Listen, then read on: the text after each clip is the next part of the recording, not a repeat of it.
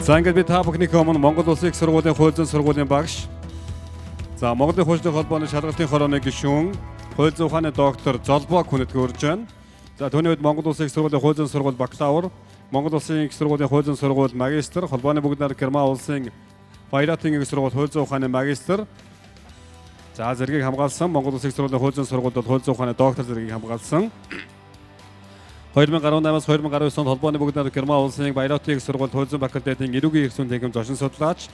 2020-аас 21, 23 онууд бол холбооны бүгд найрамдах Герман улс Өөрт бүргийн их сургуулийн хууль зүйн факультет эрүүгийн эрх зүйн тэнхимийн зочин судлаачаар ажиллаж байсан гэдгийг хэлэхэд таатай байна.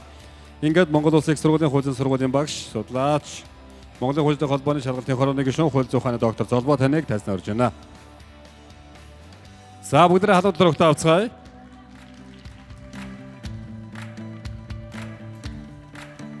За бүгдээрэнд нь энэ өдрийн мэндийг дэвшүүлье. Нилээн гүнзгий шинжлэх ухаанч дээр нь нилээн өргөн асуудлыг хилэлцсэн ийм хилэлцүүлэг болж байна. Тэгээ өөрөөр хэлбэл үндсэндээ бүгдээрээ тархиныхаа одоо иргэний эрх зүйгөөс шууд эрүүгийн эрх зүй рүү оруулах ийм ситуацийн дээр иржээ гэж.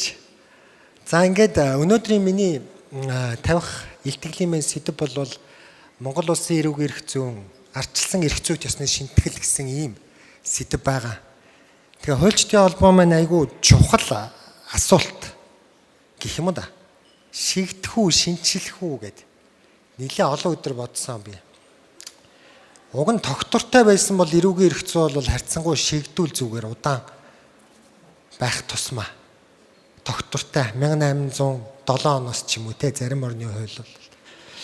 Гэтэл манад бол тийм тогтвортой хөгжил эрүүгийн эрх зүйд төдийлөн ажиглагдахгүй байгаа учраас би бол илүү биднэрт шинтгэл шаардлагатай байгаа мó гэсэн үүднээс бол энэ эрх зүйт ёсны шинтгэл гэсэн ийм сэдвийг бол авсан байгаа. За тэгээд энэ хүү илтгэлээ бол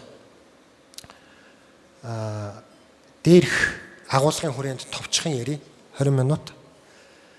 За эрүүгийн эрх зүйн системийн шинтгэл, за эрүүгийн хуулийн шинтгэл, за дээр нь бол эрүүгийн хуулийн хэрэглээний шинтгэл гэсэн ийм гурван дэд сэдвийн хүрээнд бол товчхон танилцуулъя. Обемны том сэдв учраас гол зүйлүүдэд товчхон яриад явахыг хичээе. За хамгийн эхлээд бол эрүүгийн эрх зүйн системийн шинтгэл гэж биднэрт ямар асуудал байна? Тэгэхээр эрүүгийн эрх зүйг бол захиргааны буюу нийтийн эрх зүйн салбар гэсэн ойлголт биднэрт байна. Гэтэл эрүүгийн эрх зүй бол өөрөө нийтийн эрх зүйн салбар бус энэ бол бие даасан салбар. Нийтийн эрх зүйд яадаг вэ гэхээр төсөөтэй эргэлж болдог ялангуяа захиргаанд. Гин буруугийн зарчим төдийлөн суур биш. Гэтэл эрүүгийн эрх зүйд бол төсөөтэй эргэлж болдоггүй. Дээр нь бол гин буруугийн зарчим суур. Сая иргэний эрх зүйдэр бол айгүй чухал сэдв бол хөндөж штэ өөрөөр хэлбэл хиймэл оюун ухаан. Гэтэл бид нар хиймэл оюун ухаан шийтгэх бол юу болох вэ гэдэг эрүүгийн эрх зүйд ирэхээр ямар нөхцөл байдлыг илэрхийлэх вэ? Өөрөөр хэлбэл гэмт хэрэгтэн эрүүгийн эрх зүйн суурь зарчим бол гин буруугийнх. Тэгэхээр бид нар хамгийн эхлээд эрүүгийн эрх зүйн салбараа зөв байрлуулах үндэсний эрх зүйн тогтолцоонд зөв байрлуулах. Дараагийн асуудал бол энэ жишээ авч ярихад бол өнөөдөр бид нар тогтолцооны гажууд орох ийм одоо зүйл дээр тулгарсан байна. Өнөөдөр бид нар хүн ээлжих хугацаа, авилгал одоо өөр юу гэдгийг тийм ээ. Авилгын эсрэг гэмт хэрэг, тасалсан сэргийлэх арга хэмжээ гээд тодорхой сэдвүүд ярьж байгаа боловч энэ хэд маань нийлсээр байгаад өөрөөр хэлбэл тогтолцооны гажуудлын юм бий болгох юм биш байгаа даа гэж. Жишээ харахад бол манай эрүүгийн эрх зүйн салбарт бол зөрчлийн хууль гэсэн ийм их сурвалж бий болсон. Энэ бол үндсэндээ захиргааны эрх зүй, эрүүгийн эрх зүй хоёр холилдох ийм нөхцөл байдлыг бий болгосон.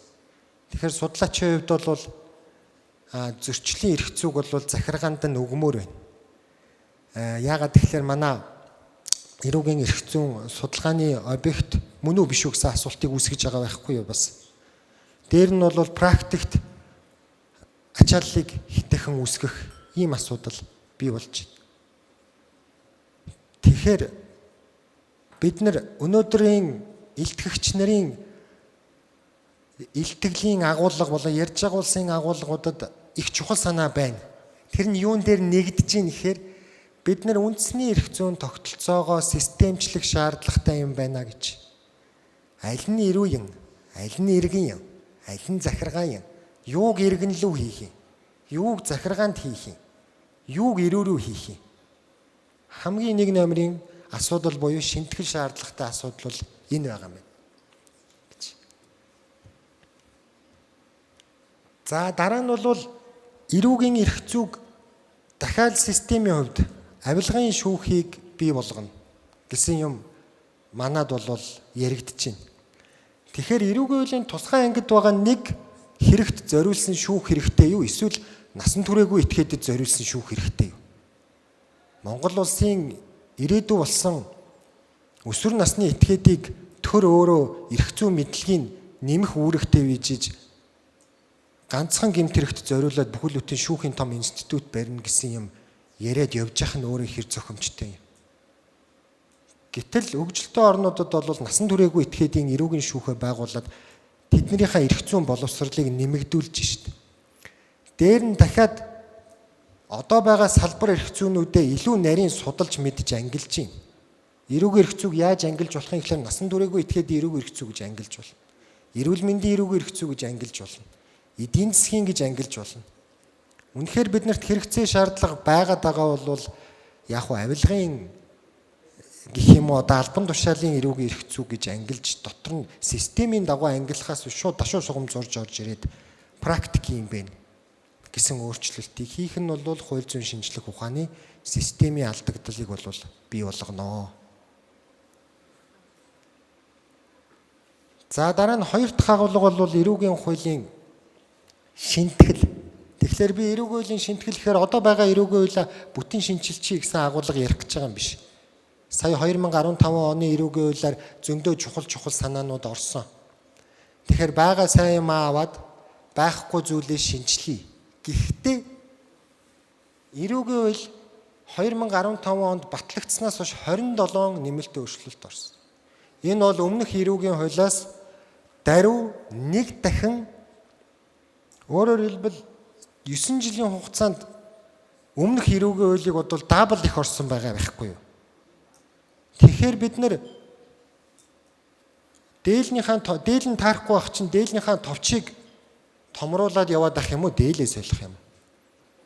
Эрүүгийн хуулиа бүхэлдэн шинжилье гэж байгаа юм биш. Хуучин юмаа муу гэж бас хэлж байгаа юм биш. Гэхдээ бид нэр шинжилэл хийхэд бол юу? Аливаа зүйлийг засч одоо залруулахад цогц байдлаар хандах хэрэгтэй.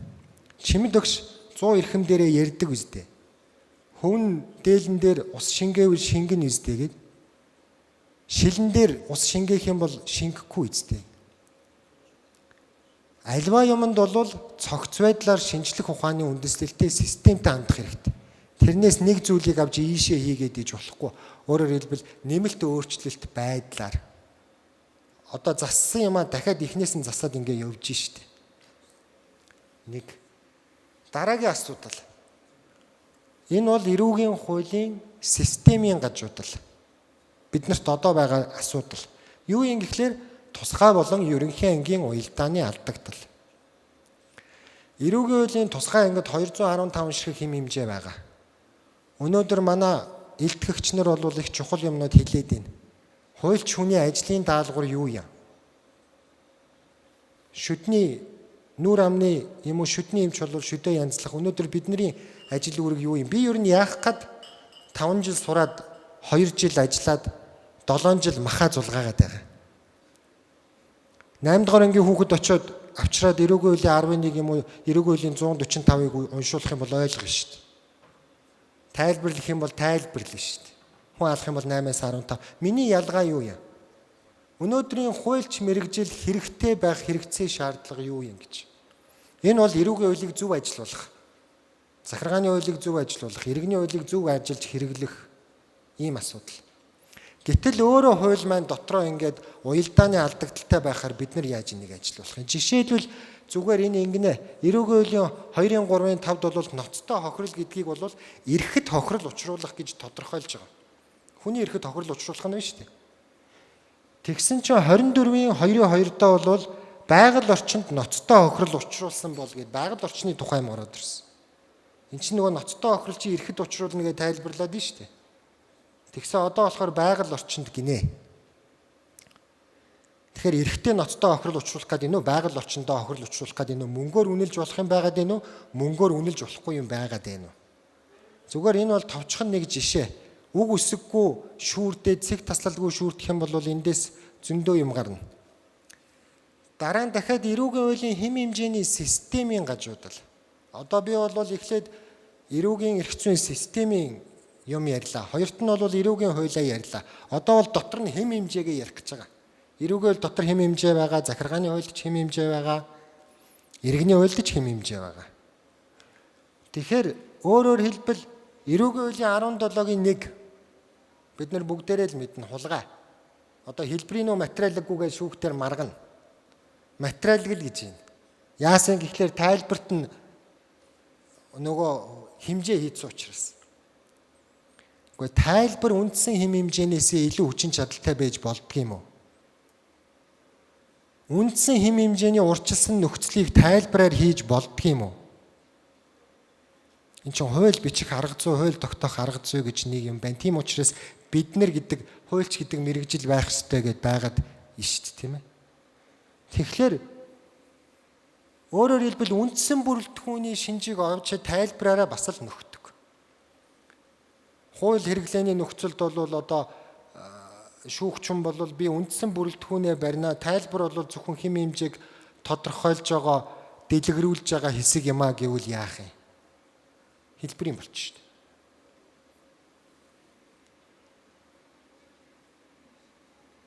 За дараа нь үндсэн шинжид юу хамаарах нь бас тодорхойгүй. Зорилгоор гэж юм. Бид нар энийг эрүүгийн эрх зүйд юу гэж хэлж заншсан гэхээр субъектив тал гэж заншсан тийм ээ. Тэгтэл 18-ийн 6-гийн 1 бол яасан гэхээр явж байгаа цэг таслал гэж байгаа. Нэг агуулга яваад дараагийн агуулга эхэлж байна. Тэгэхээр тэр субъектив талын үндсэн шинж дээд талын энэ италикаар бичсэн дотор байх юм уу байхгүй юм? Энэ хэм хэмжээ чинь нэг хэм хэмжээ юм уу? Эсвэл энэ цэг таслалаар ингээд тасалдсан 3 хэм хэмжээ юм уу? Би энэ хэм хэмжээг яаж хэрэглэхийг нэг хэм хэмжээ гэж үзэх юм уу? Ийм одоо томьёолыг гэх юм одоо 2015 оны эрүүгээлд бол одоо баримталсан энэ эргээд хэрэглээний асуудал үүсгэж байгаа. Тэгвэл шийдэл юу юм бэ гэж. Өөрөөр хэлбэл эрүүгийн эрх зүйн тогтолцооны гажуудал хуулийн гажуудлыг бид яаж арилгах ёстой, яаж шинтгэл хийх ёстой. Эрүүгийн эрх зүйн систем болон эрүүгийн хууль бүтэх арга зүйг мэдэх баримтлах.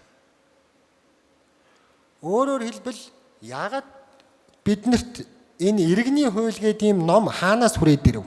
Ерөнхий тусгай ангитай. Захиргааны хууль гэдэг хууль хаанаас хүрээд ирэв? Эрүүгийн хууль хаанаас хүрээд ирэв? Яагаад ийм ерөнхий тусгай ангитай болоод бидний гар дээр ирдсэн юм? Өөрөөр хэлбэл эрүүгийн хуулийн хэм хэмжээ бүтэх арга зүй гэж бий. Захиргааны хэм хэмжээ бүтэх арга зүй гэж бас байгаа байх гэж бодож байна. Иргэний эрх зүйн хэмжээ бүтэх арга зүй гэж байгаа ах гэж байна. Яагаад гэх юм бол манай эрүүгийн хуулийн хэм хэмжээ бол диспозит санкц 2 байхгүй юу? Хүн алах юм бол 8-15. Захиргаа бол одоо дан диспозит байх юм уу, хүүрнсэн хэлбэр байх юм уу? Би бол бас иргэн бол бас урьдчилсан нөхцөл гээд байгаад ах шиг байна. Гэхдээ санкц байхгүй гэж хараад байгаа байхгүй. Тэгэхээр тэрний бүтэх арга зүйг бид нар тодорхойлох хэрэгтэй байна. Энэ арга зүй бол байна. Жишээлбэл энийг яаж хийх юм гэвэл хууль зүйн яаман дээр ажлын хэсэг гардаг. Хууль ямар хэрэгцээ шаардлагатай юм бэ гэдгийг бичээд гаргаад ирдэгээс биш. Тэр хуулийг яаж хэрэглэхийн гэдэг тайлбараа гүйцээдэггүй. Тэгэхээр энэ яаман дээр нэгдсэн бодлого гэх юм уу? Эсвэл манай хуульчдын холбоон дээр нэгдсэн бодлого байх юм уу? Энэ хуулийн чинь бүтээдэг байгалийн шинжлэх ухаан биш шүү дээ, тийм ээ. Бороо яагаад ороод байгаа хинч мэдэхгүй шүү дээ. Хизээ орох юм ч юм уу.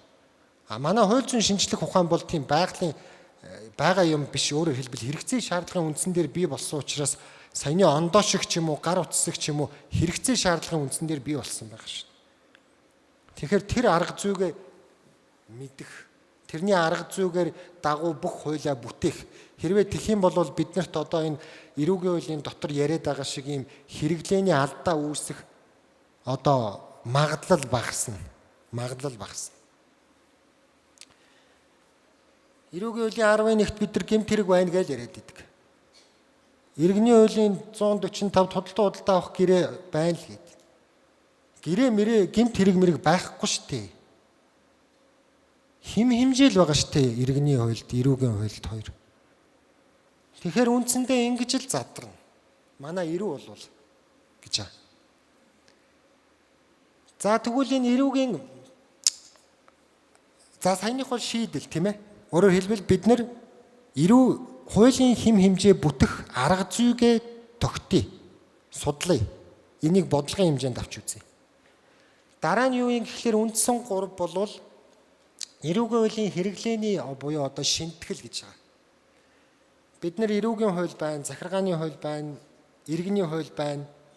Өөрөөр хэлбэл түрүү нөгөө миний тавьсан асуулт юу юм гэхэлэр бидний ажлын даалгавар юу юм? Өглөө би ажил дээр ирлээ. Өмгөөлөгч хүн байна, прокурор хүн байна, шүүгч хүн байна. Миний ажлын даалгавар юу вэ? Би тодорхой фактад хууль зүйн дүгнэлт хийх. Арга зүй нь өөр байж болно.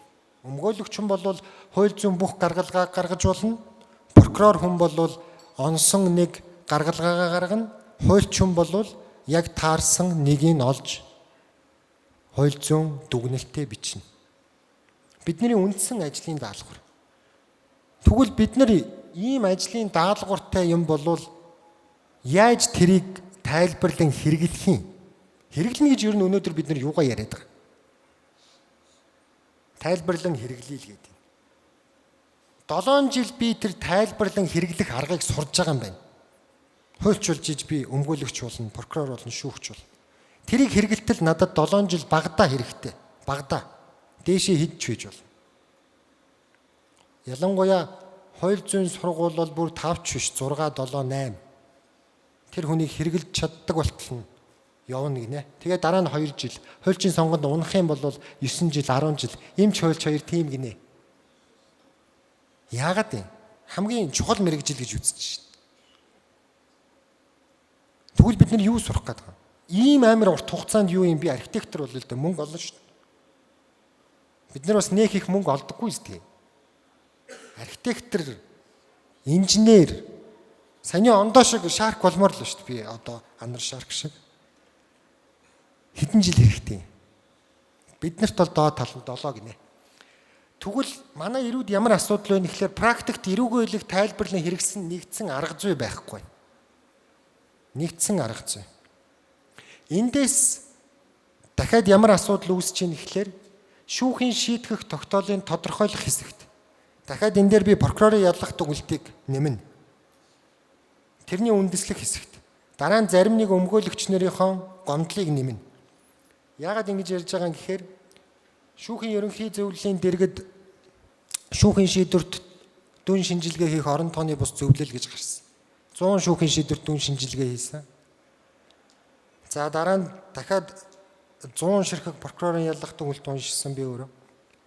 Тэгээ тэрнтэй холбоотой өмгөөлөгч нарын бас гомдлыг хууль зүйн яг бидний хийх ёстой юм нь хаанаа яваад байгаа. Тэрийг яаж ийм ихлээр нотлох баримтын чагсаалтаар орлуулж байна. Хавц тэрэгт ийм гэрчийн мэдүүлэг би тэгтээ бүгдийг үгүйсгэж байгаа юм биш үү? Сайн сүүхийн шийдвэрүүд бий. Байна. Баян үлгийн энтер бол янзын шам бичдэг. Сүүлийн үед бол одоо сүүлийн үед ч явах.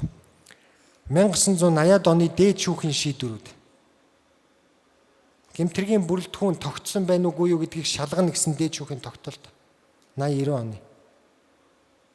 Одоо тэгсэн чинь 100 шүүхийн шийдвэрт юм уу 100 прокурорын яллах дүгнэлт 100 өмгөөлөгчийн гомдолд дүн шинжилгээ хийхэд хууль зүйн үндэслэл нь хаанаа яваад байгаа. Хавц тэрэгт тэгж бичсэн байна. Шинжээчийн дүгнэлт юм байна. Гэрч ингэж мэдүүлсэн байна. Тэ? Одоо өөр юу байдгийг. Тэгэл баахан юу мууч явж байгаа шиг. Байгууллагын гэрчлэгээ одоо эсвэл өөр юу гэдгийг хувийн банкны данс манс ч явж байгаа шиг. Тэгэн гоо тэрийг орлуулах юм нь юу болсон гэхээр нотлох баримтын жагсаалт. Өнөөдөр биднэрт ийм асуудал байна. Бидний хийх ажил үндсэндээ бүдгэрч байна. Бид нэр өөрсдийнхөө мэрэгжлийг байх хэсгийг тодорхойлох юм уу, тодорхойлохгүй. Шүүхийн шийдвэрт хийсэн бүтцийн судалгаа. Тодорхойлох хэсэгт үйл баримтын дүгнэлт нотлогдсон байдал. Германы шүүхийн шийдвэрийг авч үзье. Одоо түрүүнээс хойш герман гэж яриад байна. Зүгээр одоо манай одгөрөл доктор ч юм уу эсвэл манай мөнх эрдэнэ ч юм уу би ч юм уу бид нар нэг Германд учир зүггүй суртандаа тэгээд байгаа юм биш. Бид нэр өөрөө өнөөдөр Ром Германы эрх зүйн тогтолцоонд хамаарч байна. Түрүүн бид нар хаанаас манай тогтолцоо хаанаас үүсэлтэй юм? Бид нар өөрөө Ром Германы эрх зүйн тогтолцооноос үүсэлтэй эрх зүйн бүл байхгүй юу? Тийм учраас л энийг жишээ авч байгаа шүү. Тодорхойлох хэсэгт субсумс буюу хууль зүйн дүгнэлт явж байна. Хуулийн хэм хэмжээний хууль зүйн шинж болон хэргийн үйл баримтыг харьцуулсан хууль зүйн дүгнэлт гарч байна. Энэ өмгөөлөгчийн гомдолтож байх ёстой, прокурорын ялах дүгнэлтэнч байх ёстой, шүүхийн шийтгэх тогтоолтч байх ёстой. Тийм учраас үйлчлүүлэгч намайг авч байгаа байхгүй. Энийг мэдэхгүй учраас тэрнээс 11-ийг уншиж чадахгүй дээ биш.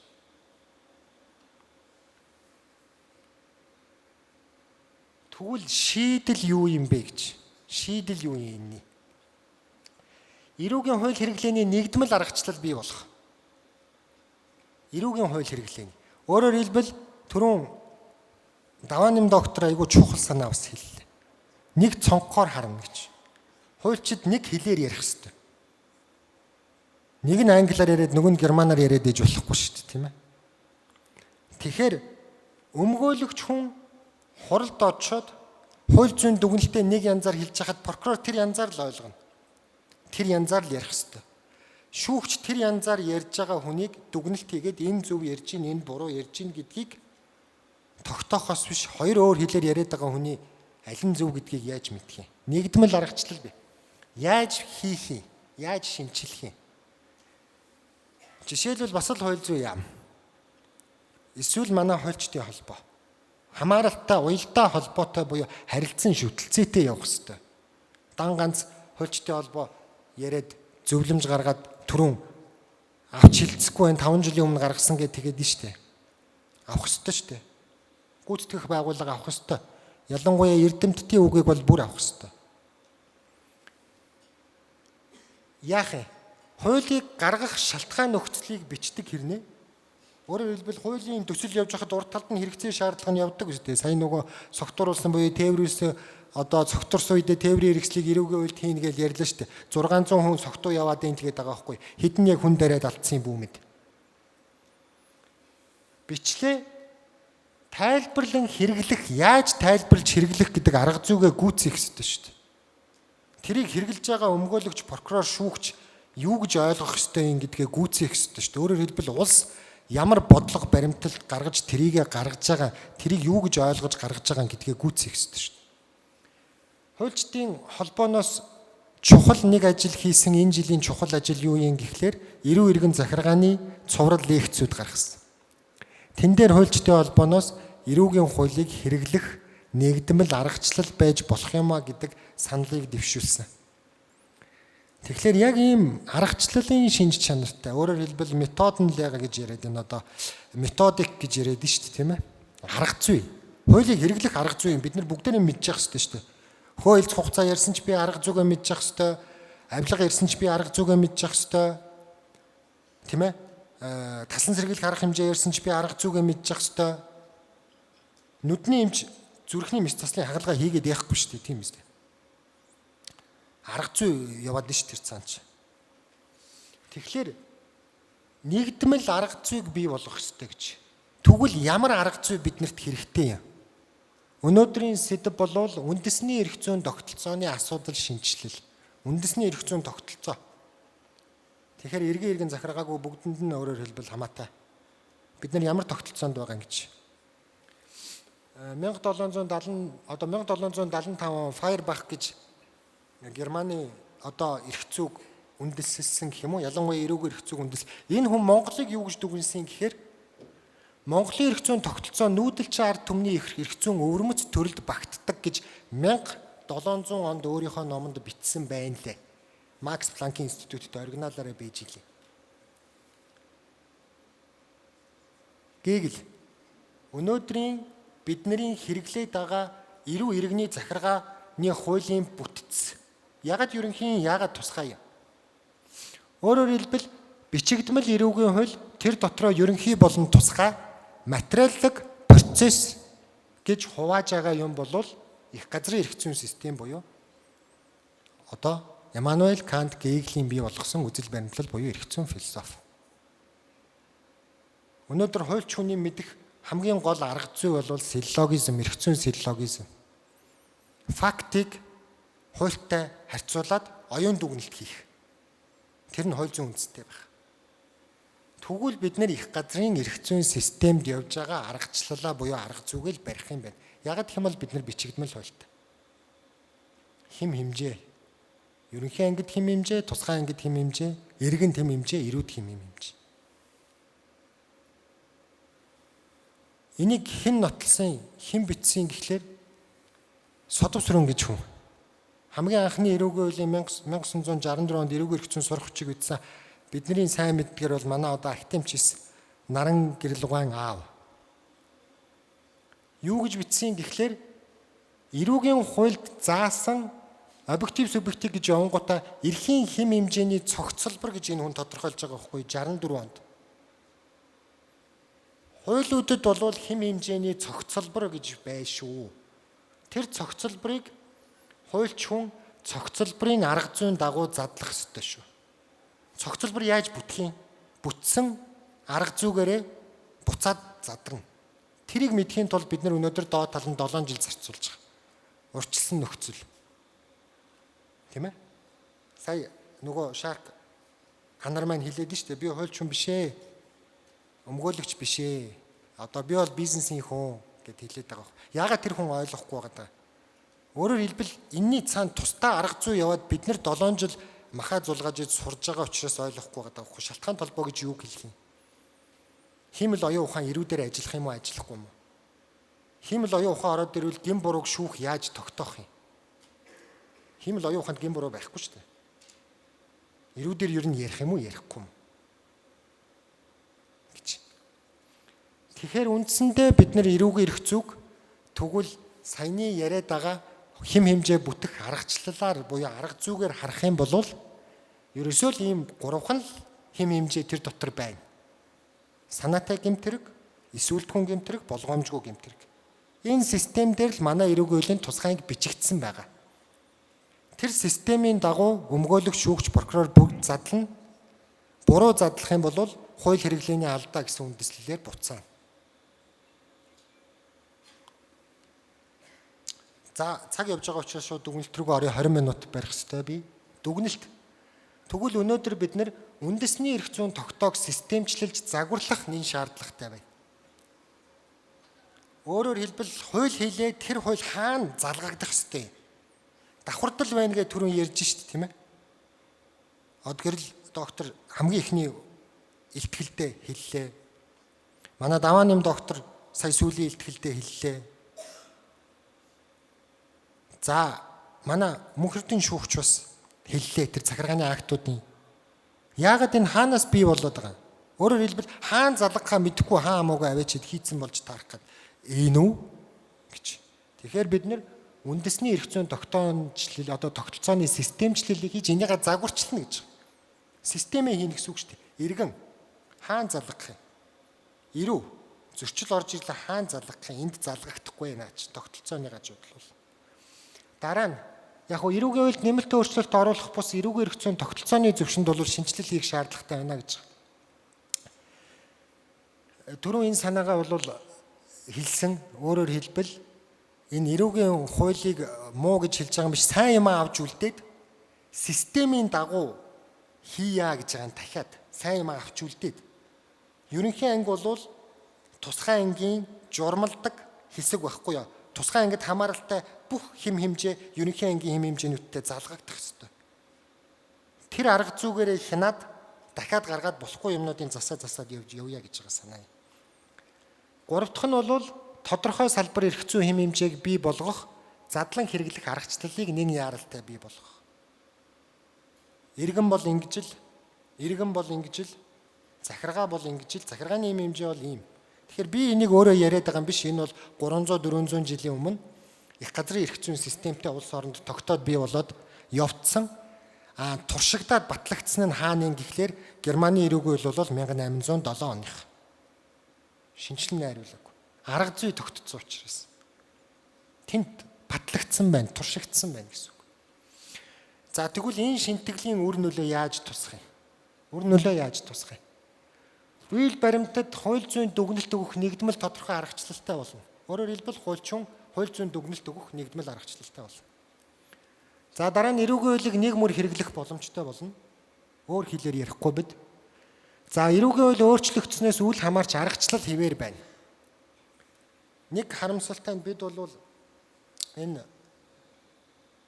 нийгмийн шинжлэх ухаан гэх юм уу, улс төрийн шинжлэх ухаан, хууль зүйн шинжлэх ухаан руу ингээ холилдоод ороод ирдэг нэг юм сонин үед, ялангуяа манай эрүүгийн эрх зүйг бол ингээд нийгмийн шинжлэх ухаан, улс төрийн шинжлэх ухаантай холиод байх. Одоо авилгын шүүх байгуулна гэдэг ингээд нь шүү дээ.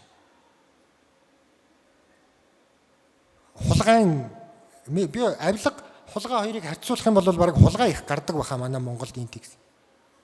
Гэхдээ ч хулгайн эрүү шүүхтэй болмоор шүү дээ. Мал зал, мөрөөс, годон гутал алдаад шүү дээ. Гар утсаа алдаад шүү дээ. iPhone алдаад шүү дээ.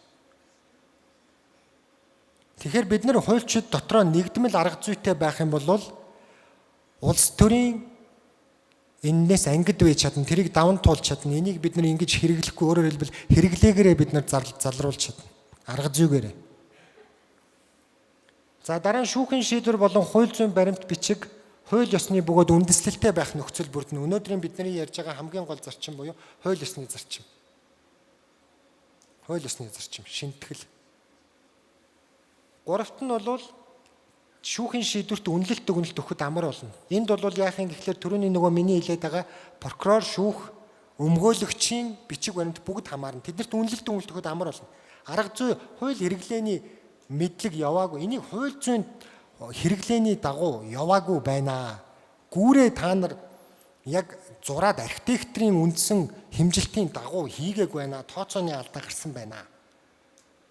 Та прокурорын дүгнэлтээ яг ингэж бичиж чадаагүй байна. Хэрэг бол ойлгоод энэ нотлох баримтаа ойлгоод байна. Би ойлгож чинь. Гэхдээ би хуульч хүн. Тийм ээ? Тусгай мэдлэг эзэмсэн энэ бол тусдаа шинжлэх ухаан, шалтгаан толгой байхгүй байна. Диссенс байхгүй байна. Хүсэл зэргийн илэрхийлэл байхгүй байна. Хуульч хүн л мэднэ шүү дээ, тийм ээ. Тэгэхээр тэр бичиг баримтад хууль зүйн үнэлэлт дүгнэлт өгөх нэгдсэн арга зүй бий болно. Одоо бид нар юуг зөвийн, юуг бурууин гэдгээ ялгадаг болно. Хүрээ хязгаар дотор амьдрна. Улс төрлөө одоо тийм юм ярихгүй. Тийм ээ? Зоргийн эрэг яагаад нэхгүй одоо илэрхгүй байна гэхэр чи хавц тэрэг мэрэг яагаагүй хүн бол хинч мэдэхгүй шүү дээ. Манай хуульчд хариултаа түрүүн хэлж ш тийм ээ. За ингээд үндсэндээ миний цаг дуусч байна. Тэгээ анхаарал тавьсан та бүхэнд баярлалаа. За төгсгөлт нь бол энэ илтгэлээ буюу санаагаа та бүхэнтэй хуваалцах боломжийг олгосон Монголын хуульчдын холбоонд талархал илэрхийлье. Тэгээ үйл ажиллагаагийн дүгнэж 30 секунд юм хэлэх гэсэн өөрөөр хэлбэл Монголын хуульчдын холбоонд бас шинтгэл явж байна. Дотроосоо шинчилж байна. Одоо үндэсний эрх зүйн тогтолцооны шинтгэл явж байна. Энэ шинтгэл юун дээр үндэслэж явж байгаа юм гэхлээр шинжлэх ухаанч байдлаар хандаж явж байгаа нь бол гарцаагүй өр нөлөөнд хүрнэ. Өнөөдрийн илтгэлүүд, өнөөдрийн ярьж байгаа паналистууд бүгдээрээ гүнзгий эрх зүйн ойлголт, шинжлэх ухаанд үндэслэн хууль зүйн шинжлэх ухааны юм ярьж байна тийм ээ. Тэгэхээр альва хөгжил дэвшлийн үндэс бол шинжлэх ухаан. Нотлогдсон, судлагдсан зүйл байх ёстой. Тэгэхээр хуульчдын холбооныхоо цаашдын үйл ажиллагаанд амжилт хүсье. Бас хурлын үйл ажиллагаанд амжилт